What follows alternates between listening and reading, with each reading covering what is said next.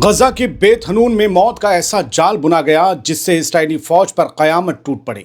Netanyahu के फौजियों को अल-कस्साम ने ताबूतों में लौटाया तो इसराइली मीडिया में गम की लहर दौड़ पड़ी। ये इंसिडेंट और इसकी डिटेल्स बहुत ज़्यादा चौंकाने वाली हैं, लिहाजा इसे ध्यान से सुनिएगा।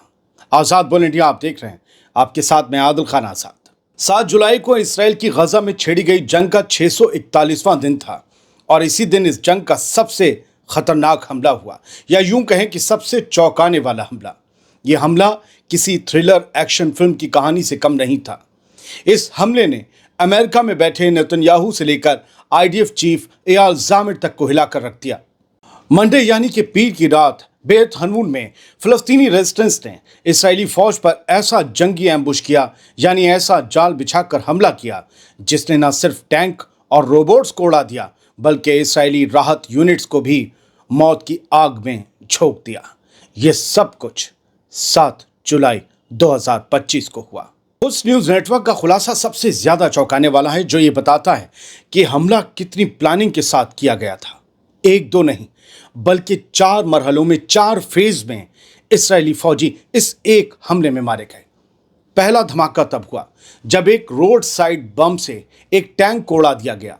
ये हमले के साथ साथ एक जाल भी था। दूसरे हमले में जख्मी हुए फौजियों को बचाने आई एक और टीम पर दूसरा बम गिराया गया, यानी जाल में दूसरी टीम भी फंस गई। इसके बाद तीसरा हमला तब हुआ जब मदद के लिए एक नई यूनिट भेजी गई। उसे भी तीसरे धमाके ने अपना शिकार बना दिया। सारे फौजी जमीन पर गिर पड़े, यानी जाल में अब तक 3 फौजी टीमें फंस चुकी थी। और फिर फाइनल अटैक में चौथा धमाका हुआ और साथ में खतरनाक गोलीबारी भी, जिसने सब कुछ जला डाला। कई इस्राएली फौजियों के जिंदा जलने का दावा किया जा रहा है। रिपोर्ट्स के मुताबिक इस अटैक में इस्राएली फौज का एक मिलिट्री रोबोट भी उड़ा दिया गया जो बारूद से भरा हुआ था। इससे इस्राएली सिपाहियों में डर और भगदड़ मच गई। इस्राएली रिपोर्ट्स भी ये तस्लीम कर रही हैं कि कई जवान अपनी गाड़ियों में जिंदा जल गए। इतना ज़बरदस्त हमला था कि कोई बचाव टीम उन्हें बाहर तक नहीं निकाल पाई। जितनी रिलीफ टीम्स आईं वो निशाना बन गईं। कुछ फौजियों के बारे में कहा जा रहा है कि वो गायब हैं, यानी या तो मर चुके हैं या मुकावमत के कब्जे में हैं। हालांकि ये फिलहाल बस दावे हैं, अभी इस मुतालिक कोई कंफर्मेशन नहीं आई, इसलिए हम भी इसे सिर्फ दावा कह रहे हैं। अब तक जो कंफर्मेशन आई है वो हमने आपको शुरुआत में सुनाई और अब भी सुनिए।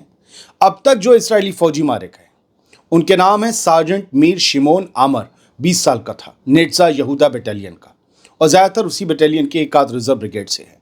दूसरा कारपोरल मोशे निसिम पेराश, 20 साल का, सबके आप फोटो देख रहे हैं। सार्जेंट बेंजामिन असुलेन, ये रिजर्व ब्रिगेड से था।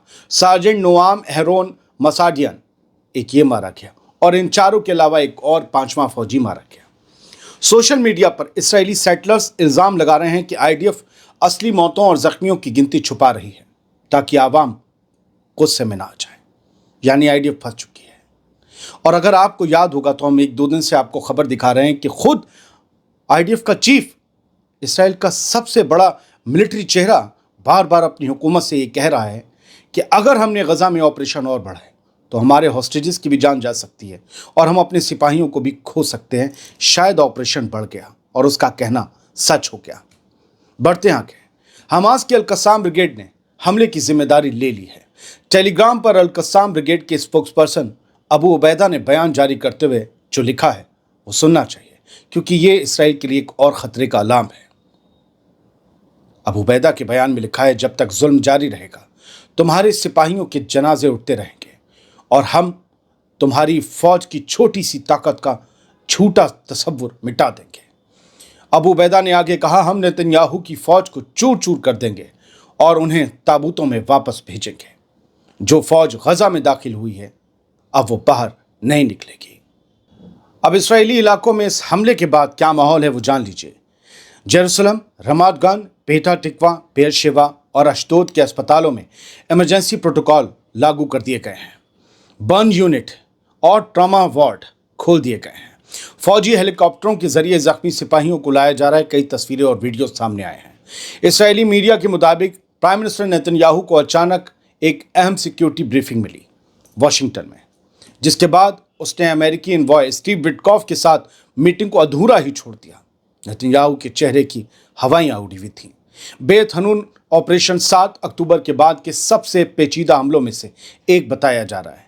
इसमें धमाकों से भरे ट्रैप, लाइव टारगेटिंग और कई लेयर वाले एम्बुश शामिल थे। इस्राएली आर्मी शदीद गोलीबारी के बीच जख्मियों को निकालने की कोशिश करती रही। इसी दौरान इसराइल के ड्रोन और जंगी जहाज बेत हनून के आसपास के इलाकों में मंडरा रहे हैं। ये इलाका वो था, सुनिएगा, ये इलाका वो था जिसे इसराइल ने पहले ही क्लियर करार दे दिया था। ये क्लियर जोन है, अब यहाँ कोई खतरा नहीं है, अब यहाँ हमारा कब्जा है। वहाँ ये हमला हुआ है, इसलिए बहुत बड़ी शर्मिंदगी की बात IDF के लिए है। हालांकि इस किस्म के हमले हमास पहले भी करता रहा है, लेकिन बेत हनून का हमला ख़ास इसलिए है क्योंकि इसमें एक ही वक्त में कई रेस्क्यू टीमों को निशाना बनाया गया। जंग का फैसला अभी दूर है दोस्तों। इस सारे ताज़ा इंसिडेंट के बीच सीज़ फायर पर बातचीत भी जारी है। अमेरिका का दबाव और कतर की कोशिशें तेज़ हो गई हैं।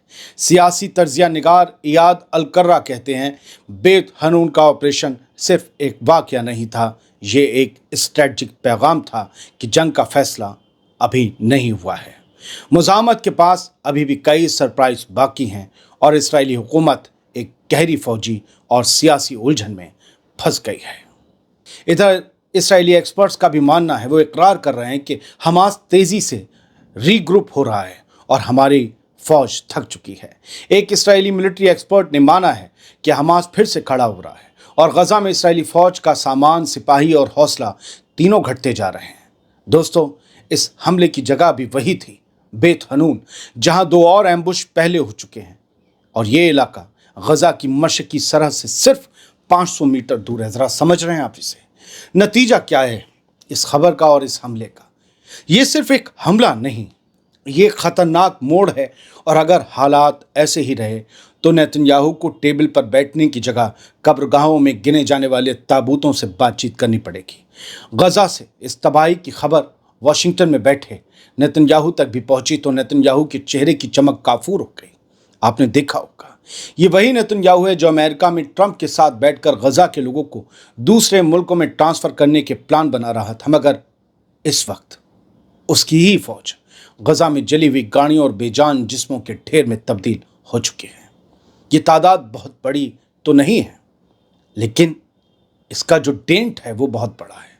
इस पर जो अब प्रोटेस्ट होंगे वो बहुत बड़े होंगे। इस पूरे हमले की इस्राएली मीडिया ने एक बड़ी नाकामी बताते हुए रिपोर्ट दी है। खान यूनिस में हुई तबाही के बाद ये इसराइल का एक और बड़ा नुकसान माना जा रहा है, लेकिन ऐसा नहीं है कि गजा पर हमले रुक गए। गजा पर हमले जारी हैं और बहुत ही ज़बरदस्त हमले जारी हैं। बेत हनून में भी हमले अब इसराइल ने तेज़ कर दिए हैं। आज भी सुबह से अब तक 8 जुलाई को दर्जनों लोग शहीद हो चुके हैं। ये जंग रुक जानी चाहिए। नुकसान दोनों तरफ का है, लेकिन इसराइल के प्राइम मिनिस्टर की जिद ने इस जंग को यहाँ तक लाकर खड़ा कर दिया है कि अब नुकसान नाकाबिले बर्दाश्त होने लगे हैं और ये वार्निंग दी जा रही है कि अब बात ताबूतों से होगी। बहुत बहुत शुक्रिया। सलामत रहिए, खुश रहिए।